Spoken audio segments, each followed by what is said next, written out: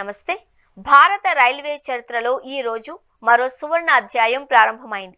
దేశంలోనే తొలి హైడ్రోజన్ ఆధారిత రైలును ప్రధానమంత్రి నరేంద్ర మోదీ హర్యానాలోని జింద్ రైల్వే స్టేషన్లో జెండా ఊపి ప్రారంభించారు. ఈ రైలుతో భారత్ ప్రపంచంలోని హైడ్రోజన్ రైళ్లు నడుపుతున్న కొద్ది దేశాల జాబితాలో చేరింది.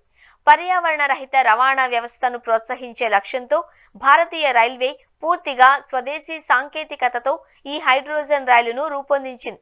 హర్యానాలోని జింద్ సోనిపట్ మధ్య సుమారు 90 కిలోమీటర్ల మార్గంలో ఈ రైలు సేవలు ప్రారంభమయ్యాయి. ఈ హైడ్రోజన్ రైలు ప్రత్యేకత ఏంటి అంటే డీజిల్ లేదా బొగ్గు అవసరం లేకుండా హైడ్రోజన్ ఫ్యూయల్ సెల్ సాయంతో విద్యుత్ ఉత్పత్తి చేసుకుని ప్రయాణిస్తుంది. హైడ్రోజన్ ఆక్సిజన్ రసాయన చర్య ద్వారా విద్యుత్ ఉత్పత్తి అవుతుంది. దీంతో కాలుష్యకరమైన పొగ వెలువడకుండా నీటి ఆవిరి మాత్రమే విడుదలవుతుంది. అందుకే దీనిని గ్రీన్ ట్రాన్స్పోర్ట్లో కీలక అడుగుగా భావిస్తున్నారు. ఈ రైల్లో 2 హైడ్రోజన్ పవర్డ్ డ్రైవింగ్ కార్లు, 8 కోచ్లు ఉన్నాయి.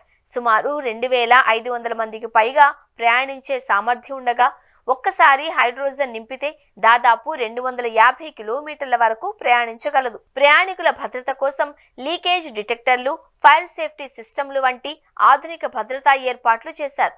ఈ సందర్భంగా ప్రధానమంత్రి నరేంద్ర మోదీ మాట్లాడుతూ హైడ్రోజన్ రైలు ప్రారంభం భారతదేశ గ్రీన్ ఎనర్జీ, ఆధునిక రవాణా రంగాలలో కీలకమైన మైలురాయి అని పేర్కొన్నారు.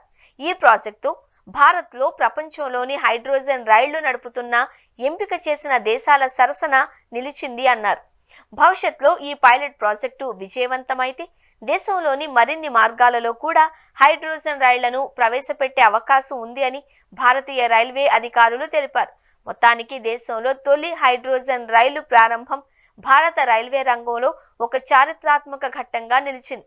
పర్యావరణ పరిరక్షణతో పాటు ఆధునిక సాంకేతికతను ప్రజల ప్రయాణంలోకి తీసుకురావడంలో ఇది కీలక ముందడుగుగా నిపుణులు భావిస్తున్నారు.